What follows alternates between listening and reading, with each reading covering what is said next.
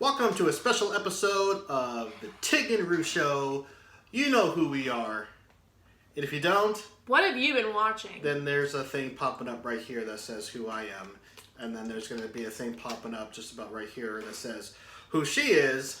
And it's not over here. Away, no, because it only pops up over here. So, right in that corner. I mean, what are you going to do? Move it over there? That's just please. That's a lot more work than I'm willing to do. Like we have the time for that. Don't have the time. Because I'm not even wearing a watch. Fun fact, we haven't had honey in so long, I forgot what tea with honey tastes like. It's very good. I'm not, okay. Well, I don't like honey. It's always been very good, but so it's very good. It doesn't matter to me. I don't like honey. Don't like honey. Not even honey? Don't even like, well, honey, I mean, sugar. That's not what we're talking about. I'm talking about the song. What are you I'm talking about honey from Mamma Mia. Oh. Honey, how he thrills me. Honey. No, actually, I don't like that song. Except if you sing it like Amanda Seyfried, she's like, honey, how she thrills me. Honey. Ooh. No hate on Amanda Seyfried. She's gorgeous. No, yeah, she's fine. I love her. I love her. Yeah. She's very pretty. Apparently, she's in a Red Riding Hood movie that's on Netflix now. Yeah, it was. Mitch was watching it the other day. It is a critically bad movie. It came out about 2007 or 2008. I'm not sure which, but what are you talking about? Riding Hood. Mitch told me that was a new movie that came out this year. No. That came out way back in 2008. It was directed by Catherine Hardwicke. She did that movie. I love that woman. She directed that movie right after she directed Twilight. So it's probably considered new because it's new on Netflix. I don't think it's ever been released anywhere digitally before on any kind of media platform. So she's so pretty. I'm not saying that she's not pretty. I'm just saying that sometimes I like to be careful with who I say is attractive or not because it's for the best, yeah. It's weird sometimes, and then Riding Hood was 2011. 2011, really? Yeah. Wow, I was 2008 way off. was Mamma Mia. I was way off. Solstice was 2008. But then you know, Mrs. Tig also likes to make fun of me with that kind of stuff too. Mrs. Tig. So you know, I got to be careful. Just to refresh from a couple episodes back, we decided to go ahead and try a fantasy league scenario in which we have 4 characters, and then a 5th character would be ourselves, technically, as the leader of the team. And I'd be such a terrible leader. So there's 4 on your roster. I don't have any critical thinking ability. 2 alternatives if you want to swap it out for a particular scenario. And I present a scenario and we try to solve the issue. So just to make sure that we have all of our characters in order, Roo, yeah. You said that your team has Toph. Why did you write them down? I have it right here. Because I wanted to have it when I created the scenario to make sure they all matched up. Yeah, I love the way you wrote it and the way I wrote it. Yeah, see. It's a mix between pen and pencil, this is mine. Not pretty. I like consistency. I don't like to change up on things. Although I do had to change up because my pen started running out of ink. So, there you go. I see it. Yeah, there you go. And sometimes the paper was crummy. So you have Toph, Raven from Teen Titans, Percy Jackson, Hermione Granger, Tony Stark, and Peter Parker. So I feel like 5 with the contingency was too many. So you have 6, but with the 2 alternatives in case, you know, there is a scenario that... Oh, 2 alternatives. Yeah, in case there's a scenario that makes one of your characters, like, useless, and then you can swap them out for something else. I have the 11th Doctor from Doctor Who, the Mandalorian, Mace Windu, Batman, Toph, and Gambit. So that's just a refresher. You have Gambit? Gambit. Yeah, Gambit.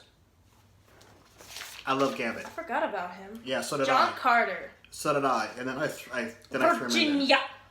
So this is what we're going to do. I'm going to present the scenario, and then instead of trying to come up with it right on the spot, we'll have time to think about the solution and then come back the following episode and reveal it, because it's unfair that she has to think on the spot. I wrote the scenario. I live on improv. So I have an advantage over that. Literally, So I do everything on a whim.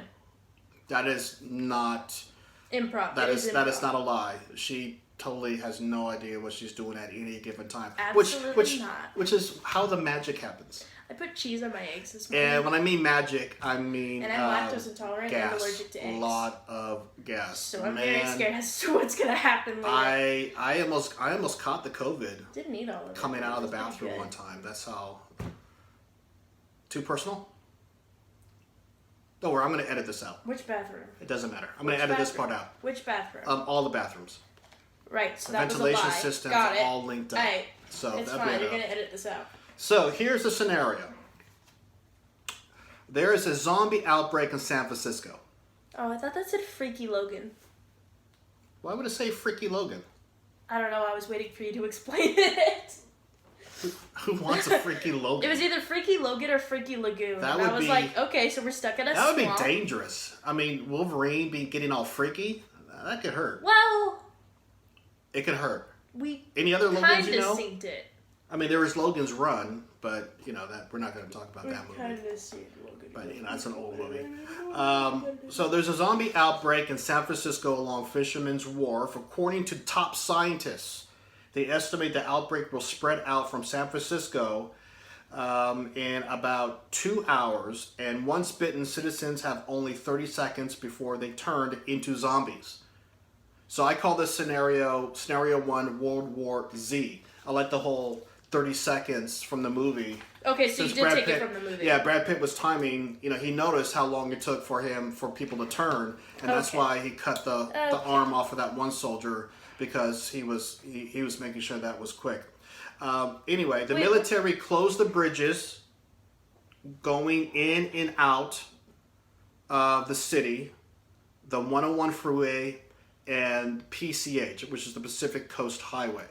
So all roads in and out, either by land or by bridges, have been cut off from entering San Francisco. It's barricaded. Okay. What kind of zombies are these?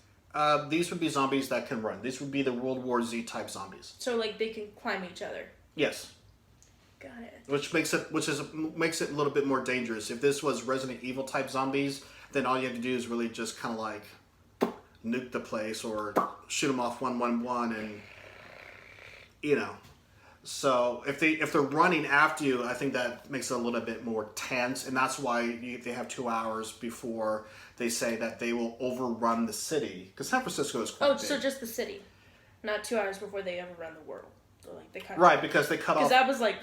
They cut off the San Mateo Bridge. They cut off the Dumbarton Bridge. They cut off the Golden Gate Bridge. They cut off the Oakland Bridge. And then they cut off the freeway. So does that make San Francisco an island or just a peninsula?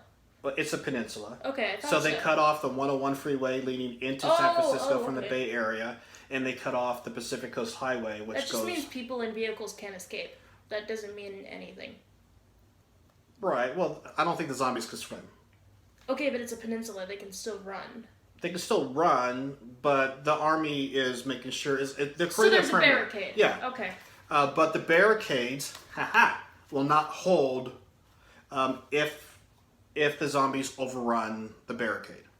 Kind of like Israel. Kind of like Les Mis. Kind of like Israel, or was it Jerusalem? Anyway, in World War Z.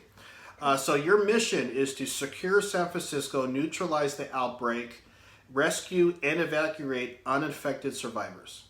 And a cure, if we choose to, a cure can be available. What does that mean? Like, if we choose to make our team develop a cure, If we want to make a cure available, then some members of your team could go find where the cure is, bring it back, and hopefully administer the cure in time. Kind of like in Amazing Spider-Man when Peter Spider-Man dispersed the remedy when most people were turning into lizards. It's kind of like that. Okay. Or Brad Pitt going to the WHO facility to get the cure, infect himself, and then they can inoculate everybody. If we choose that there's no cure, then you have to make the hard decision as to what you're going to do with all those zombies. Nuke San Fran. But you can't nuke San Fran because you got to get the survivors out first. No, you don't. Oh. Scorched Earth policy. They're not survivors if you kill them. Wow, sorry guys. Just saying. Grandma, you might want to start leaving now. Okay? You might just want to saying.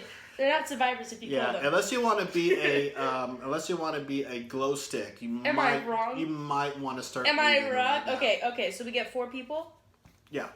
including ourselves or not including ourselves? Not including yourself. You are actually not technically in the field. Thank God, because I would die on impact. You are basically the Charles Xavier of the team. You're just directing them what to do. You're their leader.